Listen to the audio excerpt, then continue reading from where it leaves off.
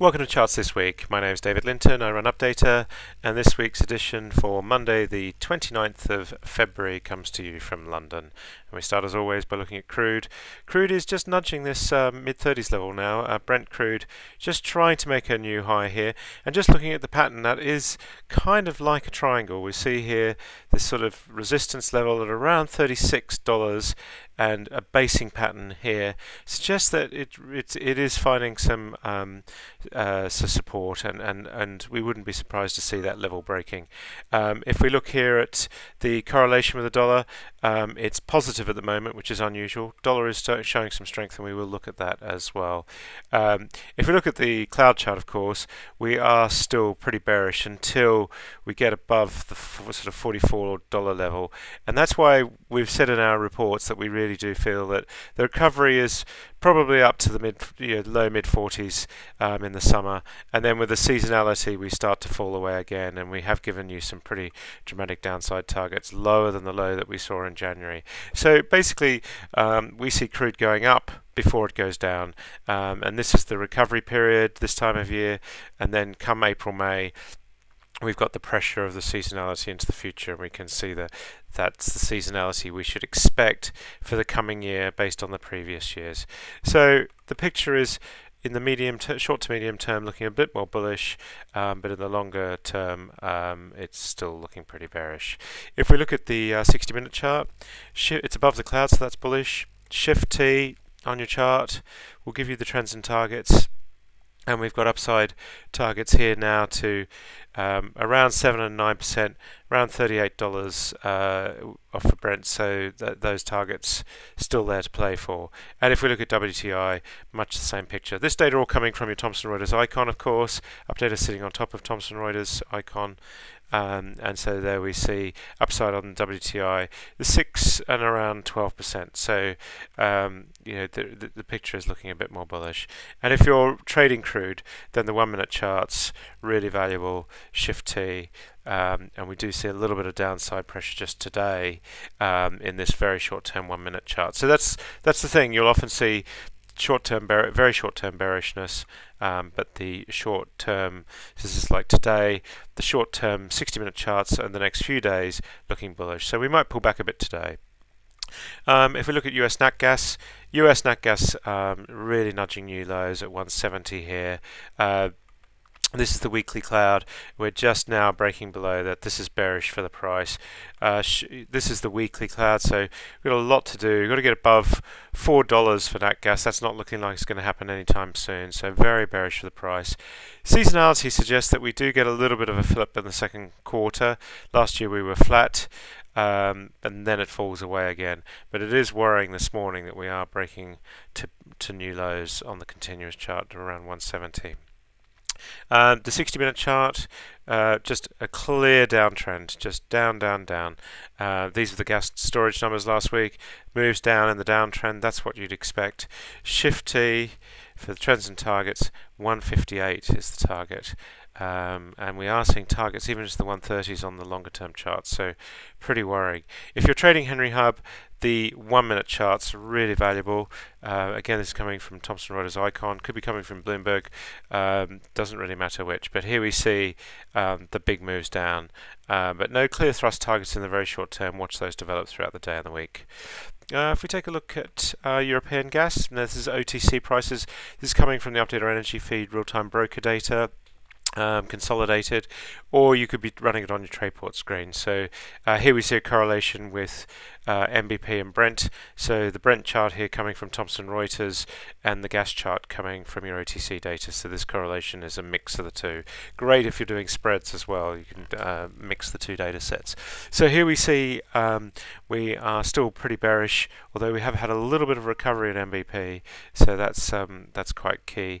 If we look at the 60-minute chart, we did see last week we were running up in the price. It's just come back a bit. If we can get above this 30 50 level, then that would be pretty bullish. So we're still bullish above the cloud here. Shift T for the trends and targets. We do have a target of 30.65, which would be higher, but we also now do have this target of 27.55 hanging over us. So gas still looking like it could go either way. And if you're trading NBP, of course, Updata is just brilliant for this real-time OTC data coming in on your screen, and the trends and targets here as well. Keep an eye out on our morning call reports on NBP and TTF. Here we see the daily chart below the cloud. That's bearish. The 60-minute chart has pulled back, much the same as NBP. Shift T on this chart. It's still bullish above this cloud. We do have upside targets here, but downside ones hanging over us as well. So really, TTF and NBP could go either way this week. Pretty hard to call. And NCG and Gaspool, much the same picture there as well. We take a look at European power products. German power has come off the floor a little bit last week. We were just nudging this 20 euro level, so we have recovered slightly, but we've got to get back above 25.50 for this chart to turn bullish, and that hasn't happened for a very long time. This chart has been in a bear trend really for years now, and so we did say in our European report how low could German power go, and we have got some pretty big downside targets. Of course, just Shift T on your Updata system will tell you that.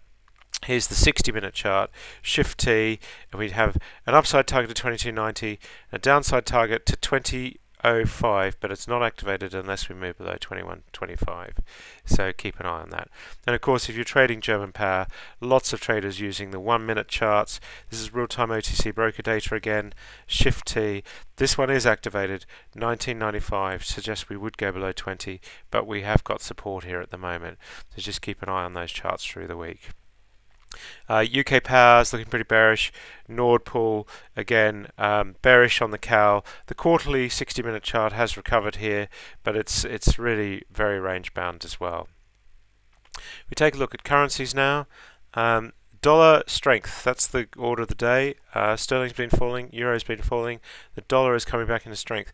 Remember, if we hold above this $100 on the dollar index, if we hold above this 100.5 points, that really would be like a breakout after a long consolidation period. Remember, move into the pattern, sideways move out. So a strong dollar is what we've been calling long term, and we need to wait for that pattern to play out. We're seeing here the strength coming back in the last several days here above the cloud on the dollar index. Shift T, instant gratification for the trends and targets. We do have a mixed picture.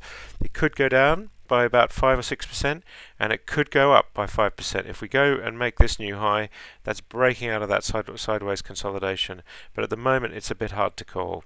But the long-term pattern is looking pretty bullish.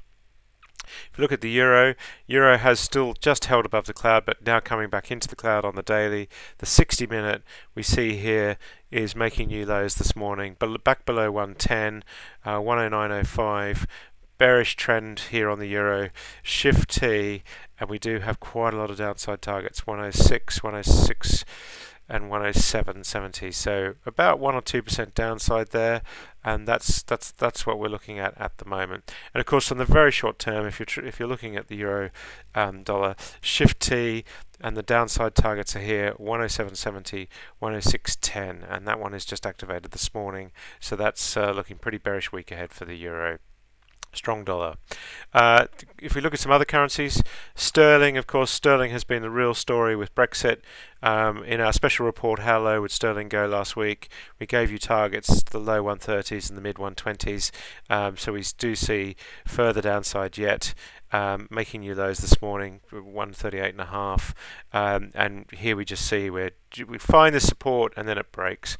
Shift T will give you the trends and targets, and we've got this 135.10 target looking like it'll be activated shortly. So that's pretty bearish. Sterling against the euro. Euro has increased in strength around this now, nudging this 80 level last week, but around 78, 79. Pence per euro, so euro showing some strength there versus sterling, which has been falling against most currencies. Your Norwegian kroner coming off slightly, so the euro just buying less Norwegian kroner, so that's kroner strength. Swiss franc, we just see that pulling back as well, and the sterling Swiss rate down to 138. That really has deteriorated with that deteriorating picture on the pound. How low will that go?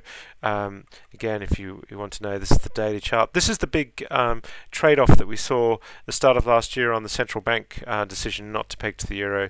Shift T here, and we do have these downside targets to 116, 117, and this upside target to 194. These are very long-term targets, of course, as a daily chart, but at the moment we're now playing back for this the low level that this was the low level that we saw about 128 at the start of last year, and then in 2011 we did see a low of 117. That looks like where we're going, back to that sort of level. Last of all, we take a look at stocks. We start with the S&P 500. The weekly chart is really great to look at. A lot of people don't look at weekly charts, but just notice here how this pattern is broadening out, and that means more uncertainty really, because we're opening out in this sort of fan pattern, and that is just creating more and more uncertainty. It's great when these ranges narrow, but when they start widening out like that, it starts to provide a little less certainty. It's encouraging that we've recovered back above the highs that we saw a few weeks ago. So we are seeing a bit of a recovery in trade, but we are below this cloud, and remember this signal has been very reliable historically. So we have the daily chart still bearish, the 60-minute chart is bullish. Quite a lot of support here, but these downside targets of 23 and 24% still hanging over us. We do have an upside target on the 60-minute chart of 10%. I've creeped back into the market a little bit, just not a lot of. I'm still holding mostly cash with this uncertainty, but now we've got a little bit of a recovery on it. It's worth getting a bit of a performance, and you just need to be very selective. If we look at the NASDAQ. Below on the daily, the weekly still holding out, and above on the 60-minute, and only 3.7% upside there, so not quite as convincing as the S&P chart. If we take a look at European markets, start with the FTSE 100 down this morning. Here we see below on the weekly, below on the daily, above on the 60-minute. These downside targets really hanging over us. On the 1% chart. On the 0.5% chart, we do have a new upside target, so that's quite encouraging, but the trend is down. And again, we have an 8% upside target on the short term. So the markets could go either way. This is the real problem. There's a lot of uncertainty. The trend state isn't clear, especially with those weekly charts crossing below. Here we see on the DAX, targets in either direction.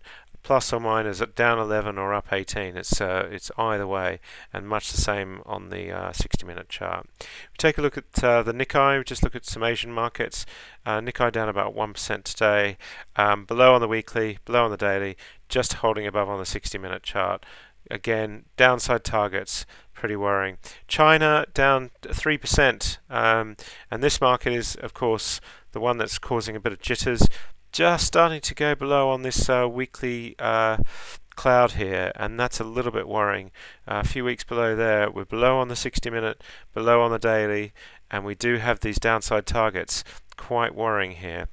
A 39%, 40% downside target, and a new one if we make new lows below the levels that we've just seen, a 46% downside. So there really is a risk of China collapsing. You need to keep an eye on that. Take a look at the Indian market. Indian market is one of the more interesting Asian markets, but we're below on all the clouds as well. Downside targets here. We've got more and more users in India now that we've integrated more Indian data feeds. So just keep an eye on these point and figure charts and on your stocks as well. And then we take a quick look at the Australian market. Up very, very slightly this morning for the day, but bearish on most charts here, downside of 16% as well. A mixed picture on the 60-minute. That's it for this week. Until next week, happy charting. See you then.